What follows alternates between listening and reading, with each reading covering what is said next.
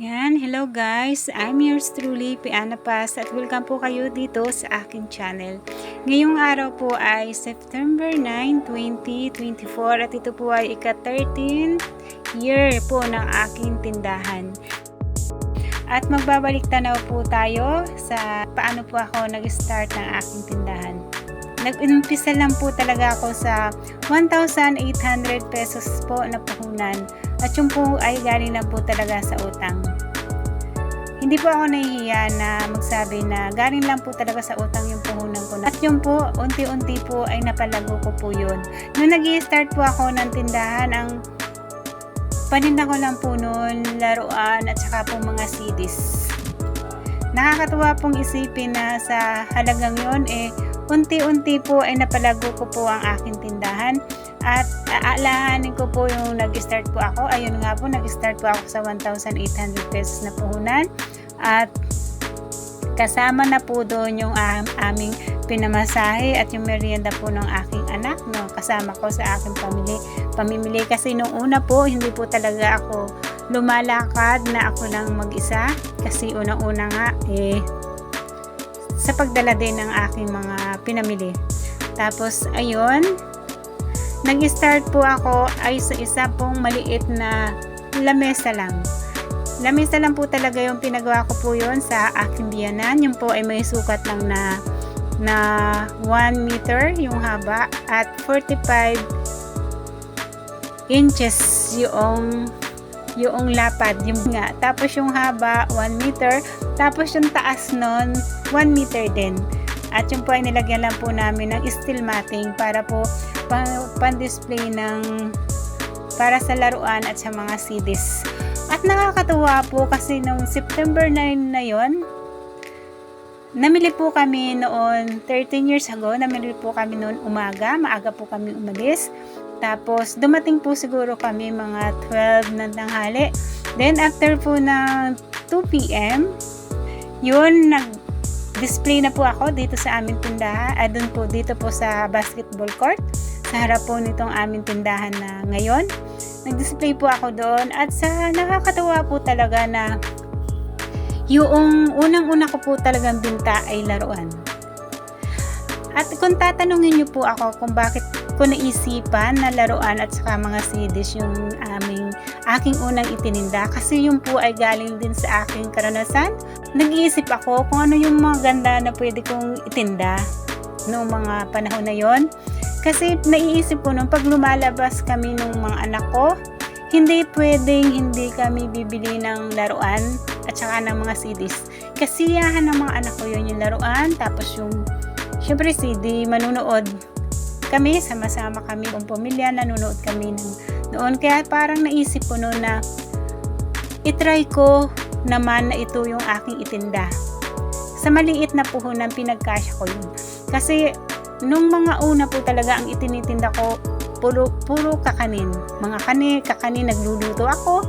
Naranasan ko na yung magkantin. Kung alam na rin po ito ng aking mga naunang subscriber, yung mga sumusubaybay po dito sa aking channel, alam na rin po itong kwento na ito. Pero ito po ay syempre para ma-recall nila kung saan ako nag-start at saka sa mga bago ko pong subscriber dyan, ito po yung talagang kung paano po ako nag-start nitong aking tindahan. Panoorin nyo po ang aking video na to hanggang dulo kasi dito nyo po makikita lahat po ng aking naadika sa halagang 1,800 pesos po na puhunan. At ayan, tuloy po ang kwento. At sana po maging inspirasyon ang kwento kong ito, lalo-lalo po sa nag-i-start pa po magtinda. Tapos open nga ako ng alas 2 ng hapon, tapos na medyo madilim na, mga 6:30, nagsara na rin ako. At nakakatuwa po sa totoo lang. Yung sa loob ng 5 hours na nag-open ako, nung panahon po na noon na 2011, September 9, 2011, nakabinta po ako noon ng 750. Diba, 750 agad yung binta ko, napakalaki na po sa akin noon. Kasi unang-una, diba yung puhunan ko 1.8 lang, tapos nakabinta agad ako ng 750. Nung mga panahon na yon, napakalaki na po sa akin ng 750 na binta. Kasi unang-una po talaga, ang Kaya po ako nagtinda.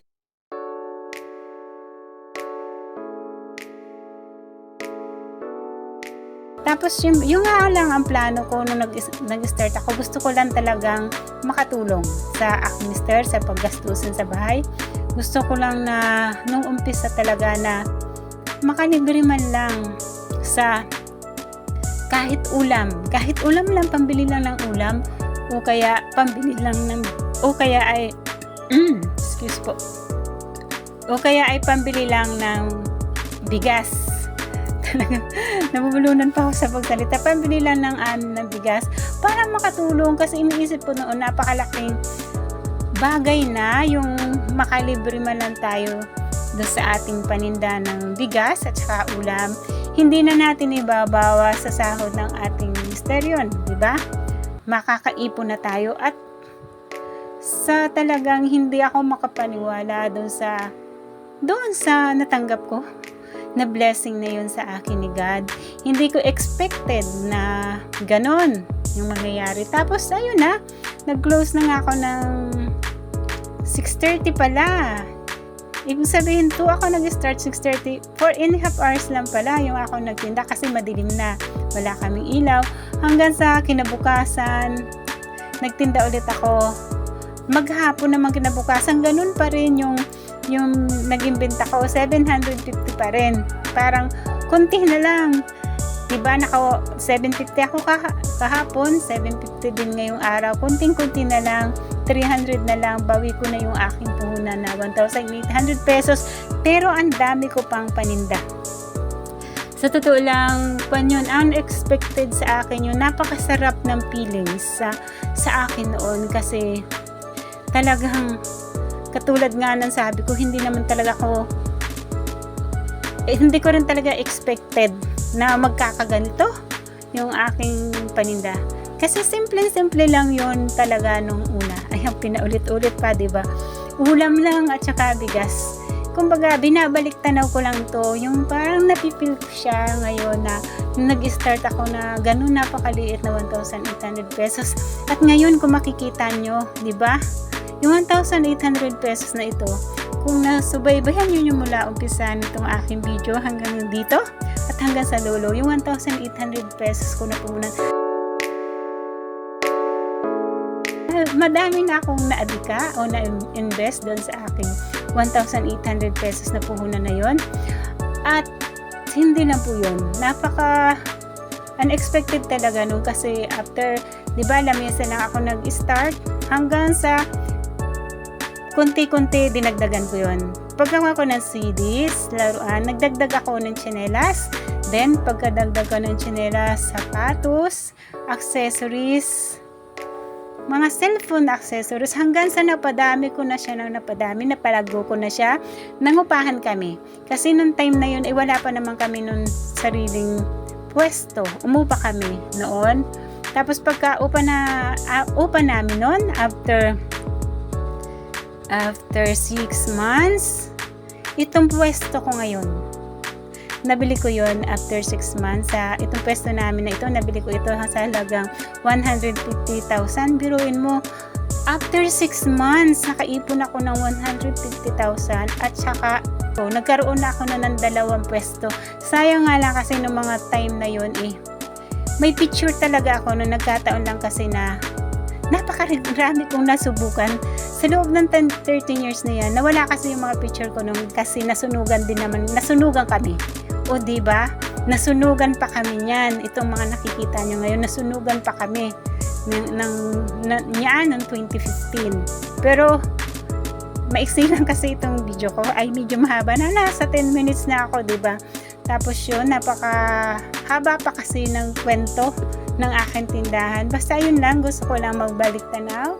Katulad ng sabi ko kanina na nag-umpisa lang ako sa 1,800 pesos kong puhunan. At ito pong nakikita nyo sa mga video ko na ito po yung lahat ng naging investment ko sa halagang 1,800 pesos. At nakaka-overwhelm, unexpected. Talagang hindi ko akalain na ibibigay sa akin ito lahat ni God. Siyempre, sa pagtutulungan din namin siyempre ng aking asawa at at ng aking dalawang anak. Kasi sila naman talaga yung talagang katuwang ko para magtinda. Kasi syempre hindi ko rin naman kakayanin kung ako lang din naman mag-isa. Pero syempre yung naging nitong tindahan na ito, talagang ako yung nag-start, ako talaga yung nagsikap, ako talaga yung gumigising ng maaga. Nung nag-uumpisa, gumigising ng maaga para magtinda. Hanggang sa, yun nga, naging dalawa na yung pwesto namin ng aming tindahan.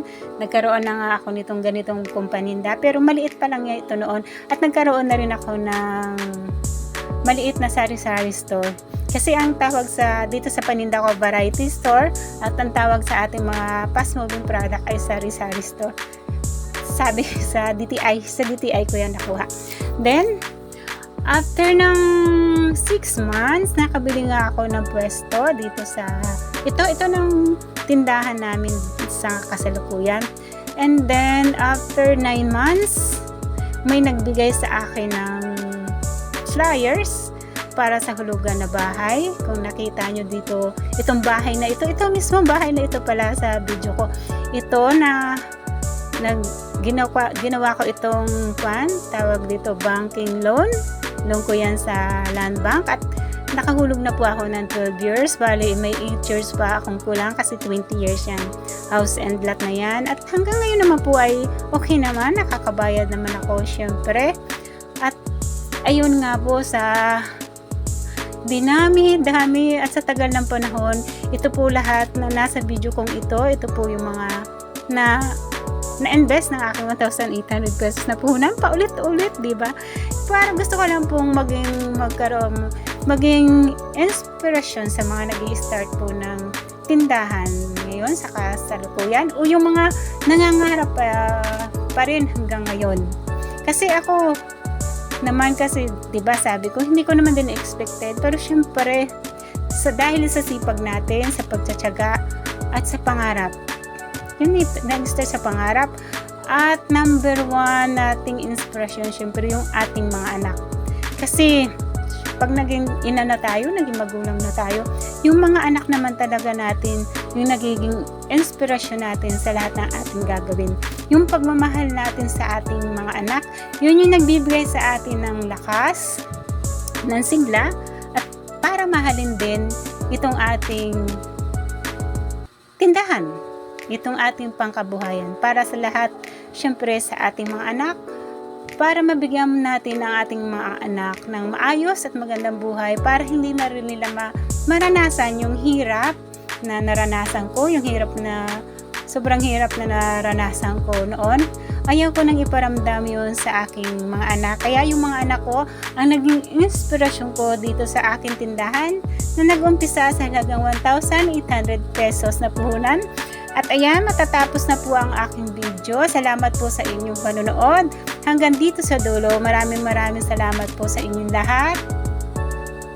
At salamat po sa mula umpisa hanggang ngayon na sumusuport po dito sa aking channel. Thank you so much po sa lahat, sa aking po mga members. Maraming salamat po at sa aking po mga subscriber. Ayan, thank you so much po sa inyong lahat. God bless and keep safe everyone. Kasi tapos na po ang aking video. Ayan, bye-bye po and keep safe po sa ating lahat.